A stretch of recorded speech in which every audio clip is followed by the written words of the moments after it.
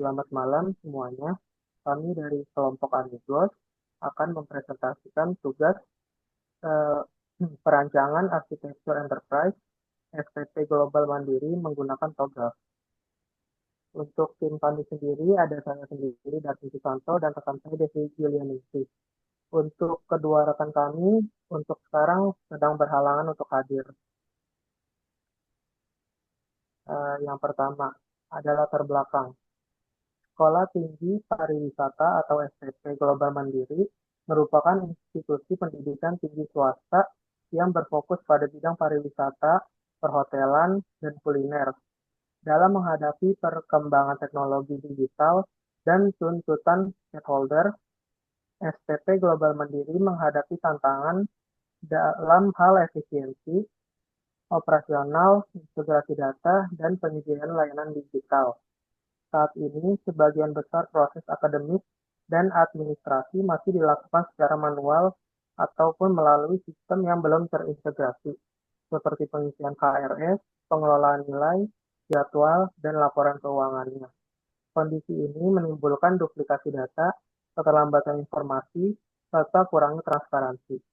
Untuk itu, diperlukan transformasi digital melalui perancangan arsitektur enterprise yang terstruktur dan mengacu pada kerangka kerja standar guna mendukung layanan pendidikan yang lebih efisien dan terintegrasi. Dua, identifikasi masalah. Yang pertama, belum terintegrasinya data dan sistem informasi antara berbagai unit dan cabang STP Global Mandiri. Dua, kesenjangan kemampuan teknis sumber daya manusia di bidang teknologi informasi yang belum merata. Tiga, sistem informasi yang belum sepenuhnya mendukung kebutuhan organisasi secara menyeluruh, karena masih berorientasi pada kepentingan unit masing-masing dan bukan pada integrasi lintas fungsi. Mengacu pada permasalahan tersebut, diperlukan sebuah solusi berupa permodelan arsitektur enterprise yang mampu melihat keseluruhan elemen organisasi sebagai satu kesatuan yang utuh dan terintegrasi. Untuk itu, perlu diterapkan kerangka kerja dan metodologi yang tepat seperti TOGA guna mengembangkan dan mengelola arsitektur enterprise secara efektif. Tujuan penelitian. Yang pertama, menghasilkan model arsitektur enterprise untuk perguruan tinggi berbasis framework TOGAF. Dua, membangun arsitektur sistem informasi yang mencangkup arsitektur aplikasi dan data, serta melakukan analisis kesenjangan atau gap analysis. Tiga, merancang arsitektur teknologi informasi masa depan, berikut dengan identifikasi celah antara kondisi saat ini dan kondisi yang diharapkan. Enterprise Architecture atau EA. Enterprise Architecture adalah kumpulan proses bisnis, aplikasi, teknologi, dan data yang mendukung strategi bisnis suatu enterprise. Arsitektur enterprise adalah suatu rencana perekaman cetakan biru dari struktur, susunan, pengaturan, pengelompokan fungsional, antarmuka, data, protokol, logika fungsionalitas, integrasi teknologi dari sumber IT yang dibutuhkan untuk mendukung fungsi bisnis atau korporat atau organisasi. Selanjutnya di Open Group Architecture Framework, TOGAF mendefinisikan enterprise sebagai sekumpulan organisasi yang memiliki sekumpulan tujuan.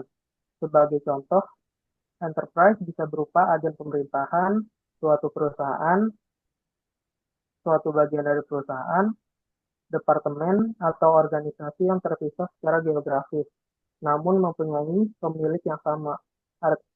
Istilah enterprise di dalam arsitektur enterprise dapat digunakan untuk menunjukkan keseluruhan enterprise, menunjukkan seluruh layanan teknologi dan informasi, proses-proses, dan infrastruktur maupun domain tertentu dalam enterprise. Arsitektur melintas berbagai sistem dan berbagai kelompok fungsional di dalam enterprise. Untuk selanjutnya akan dilanjutkan oleh rekan saya Devi. Baik, selanjutnya value chain. Value chain model fokus terhadap aktivitas tertentu di dalam bisnis di mana strategi kompetitif dapat diaplikasi dengan baik dan di mana sistem informasi paling banyak memberikan dampak strategis. Model ini mengidentifikasi poin kritis tertentu di mana perusahaan dapat menggunakan teknologi informasi yang paling efektif untuk mencapai posisi kompetitif.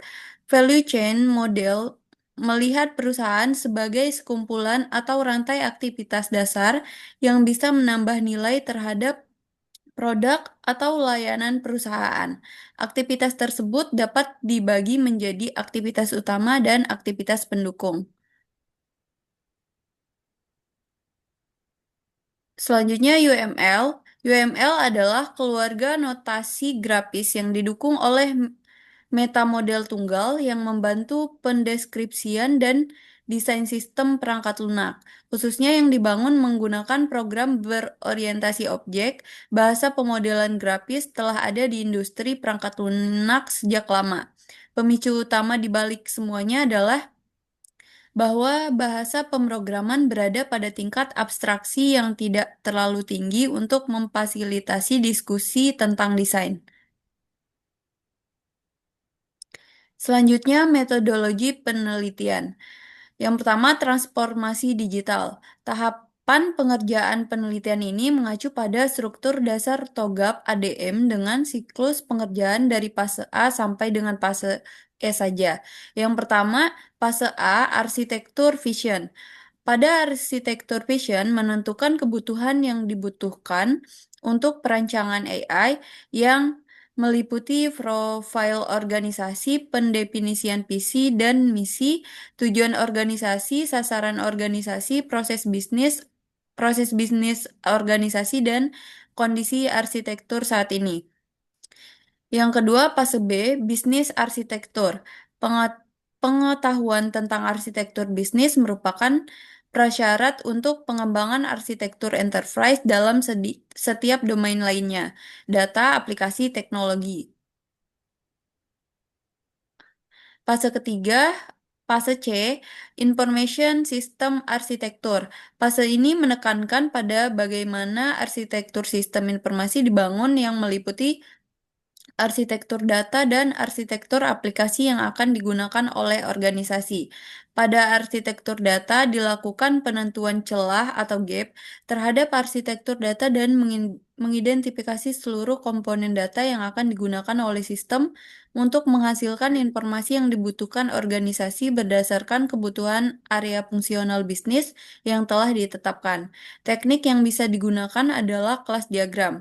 Pada arsitektur aplikasi dilakukan dengan melakukan analisis atau gap terhadap arsitektur aplikasi yang diperlukan dalam perancangan serta mengidentifikasikan di data aplikasi.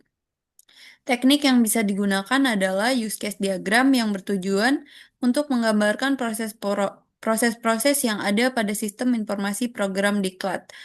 4. Fase D, teknologi arsitektur. Pada fase ini didefinisikan kebutuhan teknologi untuk mengolah data.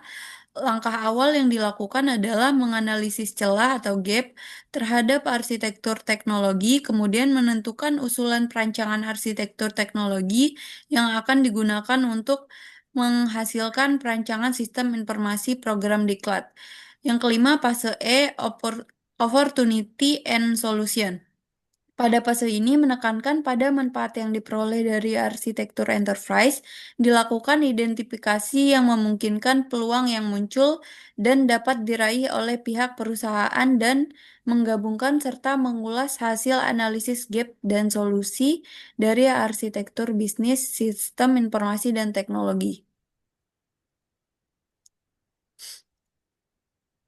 Ini untuk gambaran rantai nilai atau value chain. Rantai nilai atau value chain bertujuan untuk memberikan pemahaman aktivitas utama dan perguruan dari perguruan tinggi STP Global Mandiri memiliki aktivitas utama di bidang pendidikan, penelitian, dan pengabdian masyarakat.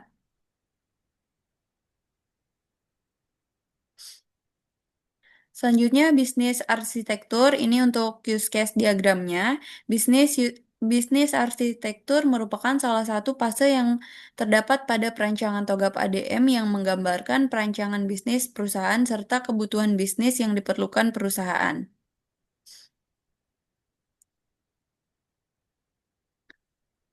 Ini untuk gap aplikasi, arsitektur aplikasi saat ini di STP Global Mandiri.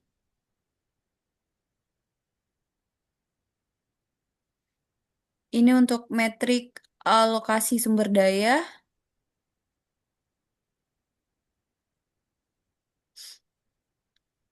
Ini adalah target arsitektur topologi One STP Global Mandiri. Selanjutnya dilanjutkan oleh Darwin. Oke. Selanjutnya, solusi dan peluang. Langkah utama dalam memvalidasi arsitektur adalah mengingat kembali apa yang mungkin terlupakan. Arsitektur harus mendukung semua pemrosesan informasi yang dibutuhkan organisasi.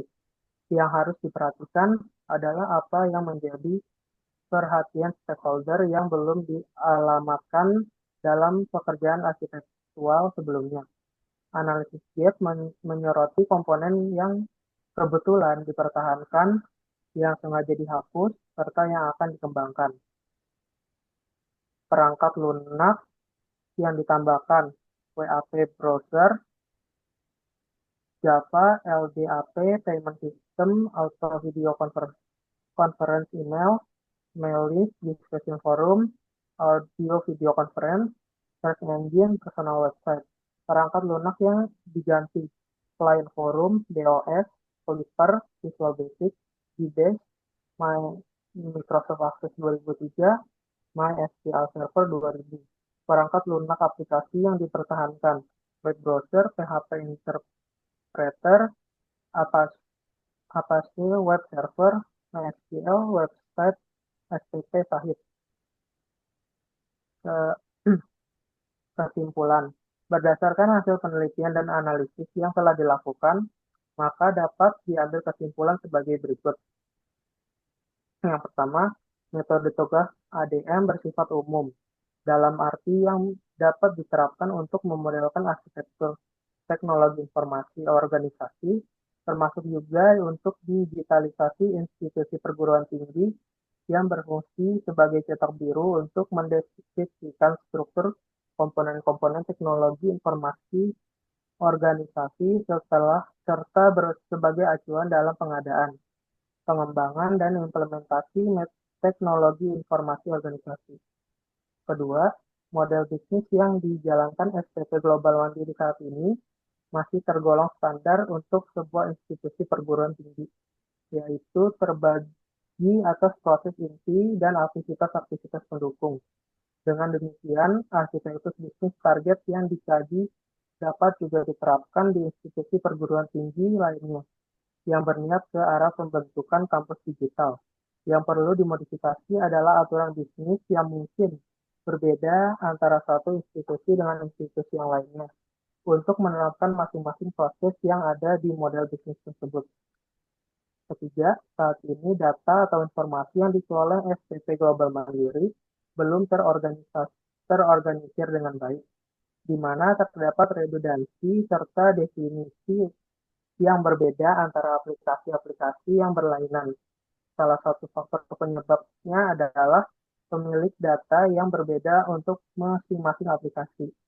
Dengan menggunakan proses bisnis yang telah dipetakan pada arsitektur bisnis saat ini, maka dapat dijadikan sebagai panduan untuk menghilangkan redundansi data tersebut dengan mengidentifikasikan data atau informasi apa saja yang dapat berbagai pakai antara aplikasi. Keempat, arsitektur enterprise yang terbentuk bisa digunakan sebagai panduan pengelolaan arsitektur teknologi yang berkenaan dengan rancangan topologi jaringan yang sudah mewakili kondisi saat ini. Kelima, arsitektur aplikasi saat ini menggunakan platform yang berbeda-beda, sehingga harus dilakukan pergantian secara keseluruhan untuk menjamin integritas SI yang akan dibangun. Yang terakhir, Penelitian ini memfokuskan pada pemodelan arsitektur enterprise terhadap aktivitas bisnis data, aplikasi, dan teknologi. Sekian presentasi dari kelompok kami. Kurang lebihnya mohon maaf dan terima kasih.